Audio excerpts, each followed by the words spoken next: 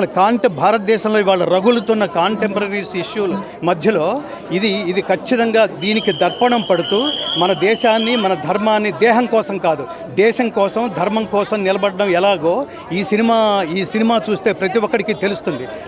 నిజానికి వాళ్ళ సనాతన ధర్మం మేలుకొనుందా, నిద్రావస్థలో ఉందా అంటే ఖచ్చితంగా మాలాంటి వాళ్ళు నిద్రావస్థలోనే ఉందని చెప్తారు. ఎందుకంటే పాయింట్ బ్లాంక్లో గన్ పెట్టి నువ్వు హిందువా అని అడిగి మరి అమాయకులైన 26 మంది కాశ్మీర్లో పర్యాటకుల్ని చంపేసిన ఒక్క హిందువు రోడ్డు మీదకి వచ్చి నిరసన వ్యక్తం చేయలేని ఒక్క స్వామీజీ కూడా కొన్ని లక్షల మంది, ఒక్కొక్క స్వామీజీకి కొన్ని లక్షల మంది వాళ్ళు అంటారు భక్తులు ఉన్నప్పటికీ రోడ్డు మీదకి వచ్చి నిరసన వ్యక్తం చేయలేని ఈ దేశంలో ఇంత ధైర్యంగా సినిమా తీయడం అనేది అసలు చిన్న విషయం కాదు స్వామి.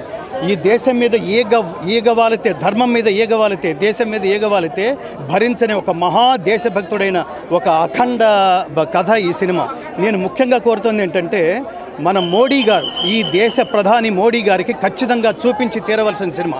ఈ సినిమాలో మధ్యలో ఎక్కడో సర్జికల్ స్ట్రైక్ అని కూడా, అంటే ధర్మ సంస్థాపన. నేను భగవద్గీత అనే మార్గంలో 2 దశాబ్దాలు ఉన్నాను మిత్రమా. ఈ 2 దశాబ్దాల కృషిలో నేను భగవద్గీత తప్ప నేను ఎప్పుడు ఏది మాట్లాడలేదు. నేను ఎంటర్టైన్మెంట్ సినిమాలకి వెళ్ళలేదు. 2 దశాబ్దాల తర్వాత చూస్తున్న సినిమా.